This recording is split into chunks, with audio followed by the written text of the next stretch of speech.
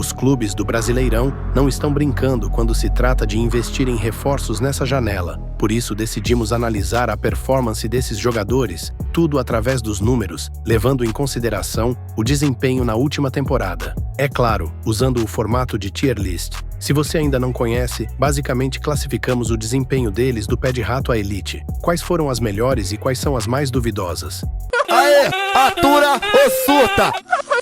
Abrimos essa lista por ordem alfabética com Adam Bareiro, centroavante que acaba de chegar no Fortaleza, se tornando a quinta maior contratação da história do clube. Ele foi comprado por quase 10 milhões de reais do River Plate, mas estava jogando por empréstimo no Al Rayyan. Sua passagem pelo clube argentino foi bem fraca, acertou apenas um chute no gol nos 16 jogos defendendo os milionários e acabou indo para o Catar. Por lá, conseguiu reencontrar a boa forma, balançando as redes 6 vezes e servindo 5 assistências no primeiro semestre do ano. Ele é o típico pivô que não precisa de muitas oportunidades para deixar sua marca, tem muita presença física e, se mostrar sua versão mais recente, pode ajudar o Lyon, mas a soma desses dois momentos é apenas: você é safado. Eu te conheço como cidadão há muito tempo. O Botafogo está investindo no futuro e colocou pouco mais de 50 milhões de reais na conta do Vélez Sarsfield, com metas que podem somar mais 30 milhas no contrato para trazer Álvaro Montoro. De fato, o argentino tem características que lembram o Almada, com dribles em espaços curtos, controle de bola e bons passes. Ele ainda é uma promessa, estreou como profissional no ano passado e teve relativamente poucos minutos para mostrar seu futebol. Já neste ano, mostra uma curva de evolução impressionante, sendo mais eficaz na fase de ataque e intenso sem bola. Seus números ainda não impressionam, mas se confirmar as expectativas, será parte da elite, sem dúvidas. Por hora,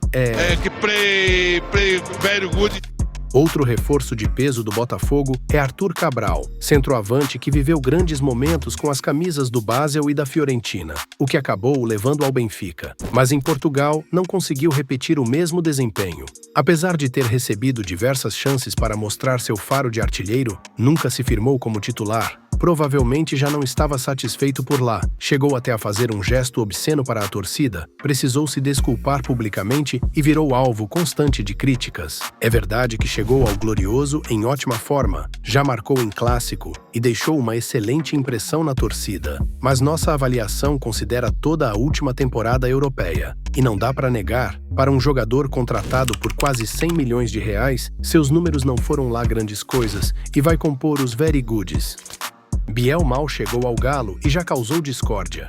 O clube vive uma situação financeira delicada, mas ainda assim optou por reforçar o elenco com o ponta, vindo por empréstimo do Sporting, com obrigação de compra. A decisão pegou mal e gerou caos nos bastidores com parte do grupo. Mas o foco aqui é o olhar estatístico. E nesse aspecto, a contratação também levanta dúvidas. Biel entrou em campo por apenas 131 minutos com a camisa dos verde-brancos, não marcou gols, não deu assistências e praticamente virou moeda de troca. Embora seja um jogador habilidoso, ele já vinha em queda de rendimento no segundo semestre do ano passado pelo Bahia, e sua má fase ficou ainda mais evidente nesses 6 meses em Portugal. Cabeça de bag, canela de amor. Centroavante que passou praticamente toda a carreira na Europa, Carlos Vinícius desembarcou em Porto Alegre como novo reforço do Grêmio, após encerrar seu contrato com o Fulham da Inglaterra. E esse é um daqueles casos em que é preciso ser bem realista. Ele entrou em campo apenas 4 vezes na última temporada e encostou na bola 15 vezes nos 34 minutos que jogou. Sem lesões ou problemas físicos, simplesmente não era opção para a comissão técnica. Embora tenha como pontos fortes o jogo aéreo e uma finalização potente, o número de gols na carreira não impressiona. São apenas 87 gols marcados. Segundo a imprensa, ele chega ao Grêmio com salário na casa do 1 milhão por mês. Mesmo com custo zero de transferência, é difícil não enxergar essa contratação como uma aposta de alto risco da diretoria gremista. Bate de pé de rato, desgranhento! Textor nunca brinca quando o assunto é dinheiro, e a cada janela bate seu próprio recorde de investimento. Dessa vez, transformou Danilo na contratação mais cara da história do Fogão. Foram quase 150 milhões de reais para tirar o volante do Nottingham Forest, onde até teve bons momentos, mas logo no início da última temporada, sofreu uma grave fratura no tornozelo e passou um bom tempo no DM. Com o time encaixado e acumulando resultados expressivos, sob o comando de Nuno Espírito Santo, ficou difícil ganhar espaço no retorno aos gramados. Sua minutagem foi baixa, mas também não dá para dizer que fez feio nas vezes em que esteve em campo. Danilo segue combativo, incansável e sabe o momento certo de pisar na área. Seguindo os dados, vai para os safados, mas tem tudo para se tornar uma peça importantíssima ao longo do ano. Quando falamos em maior contratação da história de um clube, não dá para esquecer que o mesmo Botafogo vendeu Carlos Alberto ao Sport por 15 milhões de reais, um investimento inédito na história do Leão da Ilha. Mas o ponta não emplacou no primeiro semestre e a situação desesperadora na tabela do Brasileirão fez com que a diretoria tomasse medidas drásticas, como emprestá-lo ao Cuiabá para contar com Derek Lacerda. O centroavante tem suas qualidades: boa movimentação, presença aérea e capacidade de finalização. Mas é um jogador inconsistente e já deu dores de cabeça à diretoria cuiabana justamente por falta de comprometimento. No mesmo cenário, no ano passado, Derek perdeu gols decisivos na luta do Dourado contra o rebaixamento. É dos safados. O novo lateral direito do Flamengo é Emerson Royal, jogador que já serviu a seleção brasileira e estava defendendo o Milan, na Itália. Quem acompanhou sua passagem pelos Spurs sabe que ele não era exatamente confiável, especialmente sob pressão. Quem aí lembra da música que os torcedores cantavam para ele? Mas é fato que houve uma evolução no tempo em Milão. Mesmo sem participação direta em gols, fez boas partidas e demonstrou até uma certa solidez defensiva. Tem bom passe, faz muitos desarmes, mas não brilhou na fase ofensiva. Algo que o torcedor do Flamengo provavelmente vai esperar dele. A gente não acha que sabe de tudo, mas se fosse para abrir os cofres, iríamos com gosto atrás de Vinícius Tobias, do Shakhtar. Very good. Se tem um cara que define o conceito de rolê aleatório, esse é Chico da Costa, centroavante que chega ao Mirassol por empréstimo do Cerro Porteño. O cara já jogou no México, Bolívia, Colômbia e estava no Paraguai, onde teve um bom início, com sequência de gols e algum protagonismo. Mas a partir de novembro do ano passado, entrou em uma fase inconstante, que acabou minando sua continuidade no Ciclone. Ele é o típico camisa 9 oportunista, sempre tentando estar bem posicionado para deixar sua marca. E já mostrou isso nesses 2 primeiros jogos pelo clube do interior paulista. Arrancou um empate contra o Palmeiras e abriu o placar na vitória sobre o Santos. Pensando na realidade financeira do time, é uma ótima opção para reforçar um elenco que perdeu 3 atacantes nesta janela. Você é ridículo! Já dá para cravar que o Gabriel Veron é um flop ou ainda é cedo? O ponta-direita revelado pelo Palmeiras já teve status de joia, chegou até o Porto com grandes expectativas, mas os portugueses rapidamente entenderam os problemas do garoto. O Cruzeiro foi a primeira vítima do empréstimo, teve um lampejo aqui, outro ali, mas a verdade é que a sensação era de que ele jogava com um saco de cimento no estômago, lento, sem explosão e com histórico físico preocupante. Aí veio o Santos buscando mais intensidade pelas pontas, mas Veron já chegou fora de forma, atrasando nos treinos e rendimento nulo, tanto que o empréstimo foi encerrado antes do previsto. Agora é a vez do Juventude, um clube que precisa sair da zona de rebaixamento. Mas fica o questionamento, será que apostar em um jogador com esse histórico é o caminho certo nesse momento? Vai compor os bagres.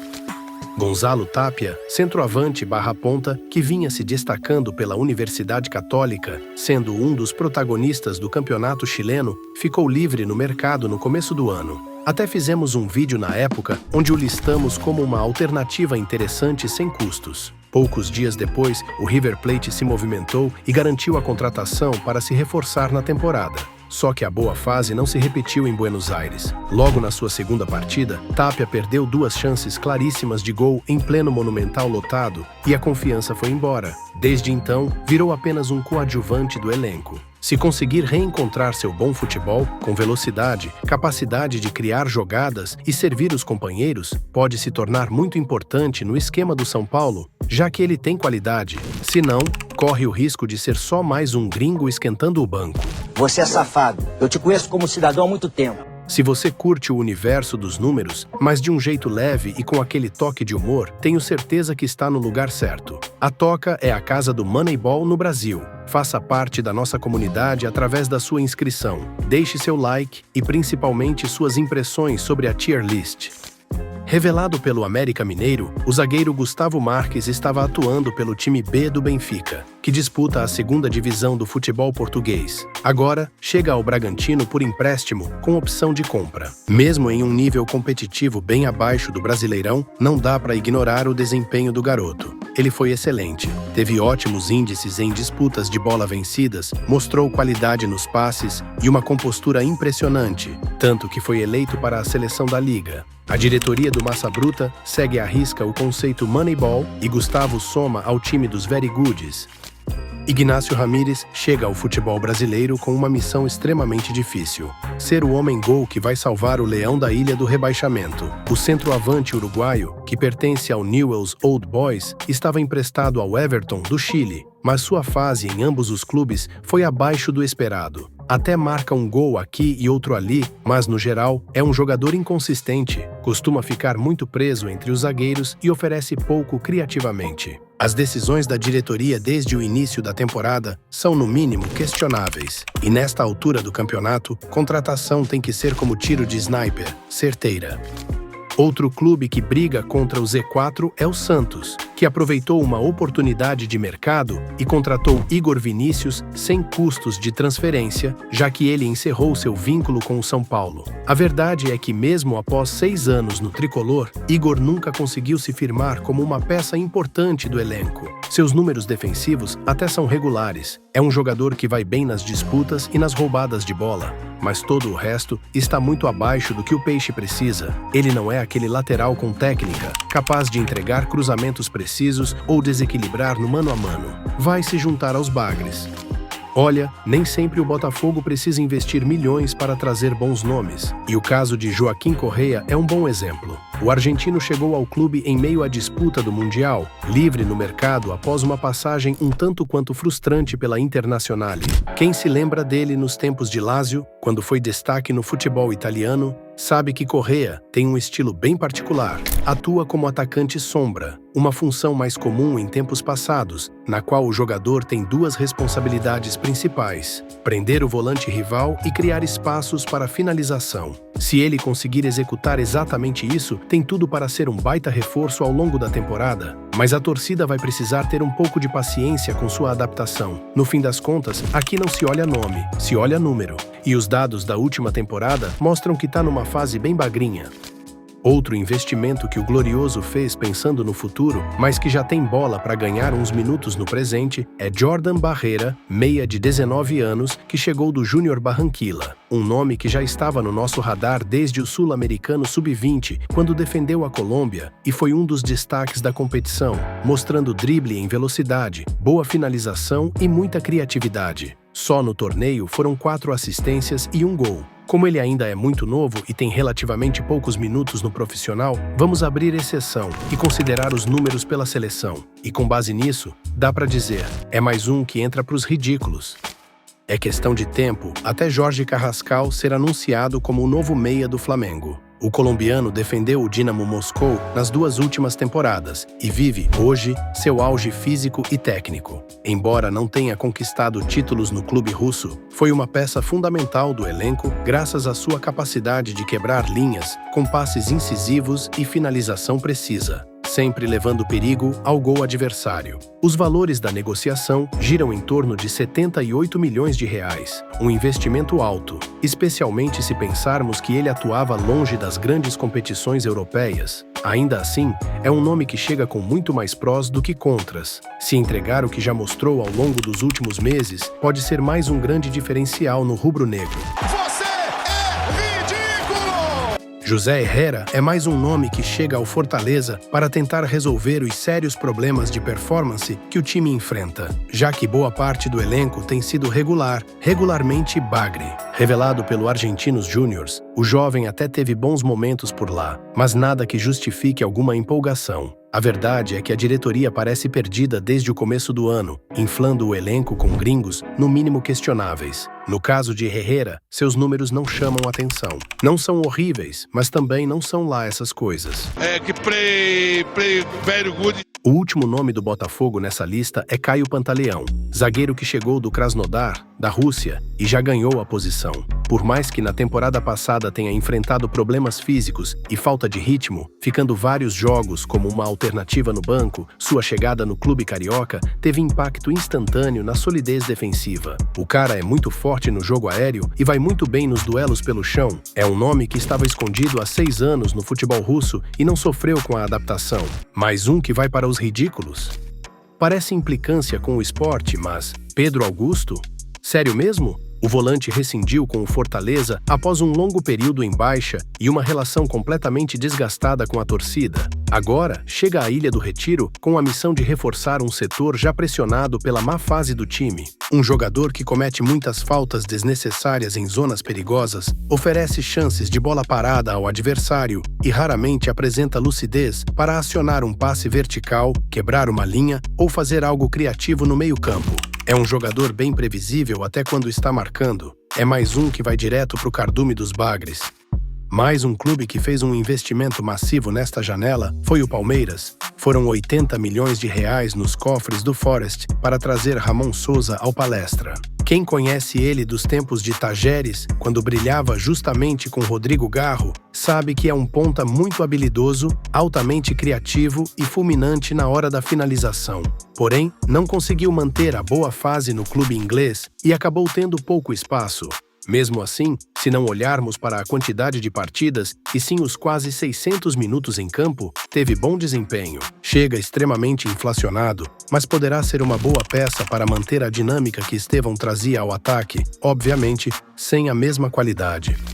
O Internacional anunciou a chegada de Richard, sim, aquele mesmo volante que já passou por diversos clubes do Brasileirão e que vinha atuando no futebol turco. No Alanyaspor, ele teve 2 temporadas bem consistentes, inclusive na última, foi um dos principais ladrões de bola da liga, mesmo defendendo um time modesto em relação aos gigantes do país. É uma peça que pode ajudar bastante o Colorado, especialmente se mantiver o nível de intensidade e leitura defensiva que apresentou na Turquia. Aliás, recentemente publicamos um vídeo analisando todos os problemas do Inter e os nomes de mercado que poderiam solucioná-los com base no conceito do Moneyball. O link está na descrição.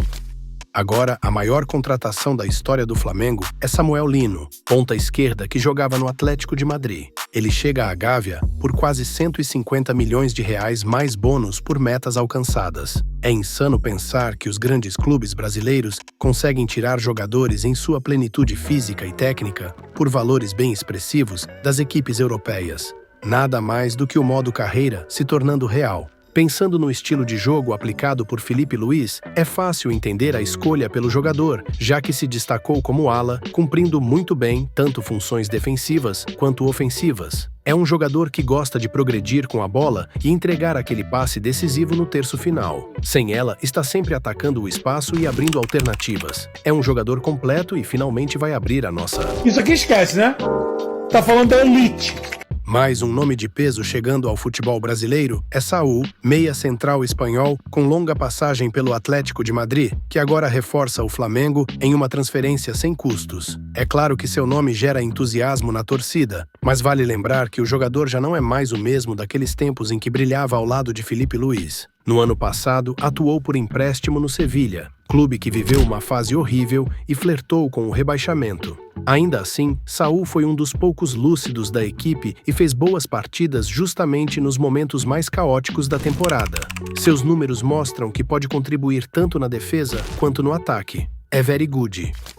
O veterano William Arão é o novo reforço do Santos, após 2 temporadas na Grécia, defendendo o Panathinaikos. É uma opção segura para proteger a última linha, algo extremamente necessário se o Peixe quiser voltar a encontrar o caminho das vitórias. Arão foi bem por lá, se mostrando muito eficaz nos duelos, tanto pelo chão quanto no alto. Além disso, foi uma arma secreta nas bolas longas, não cometeu erros nas saídas de jogo e ainda ajuda a armar o time com inteligência. Ele encerra nossa lista nos very goodies.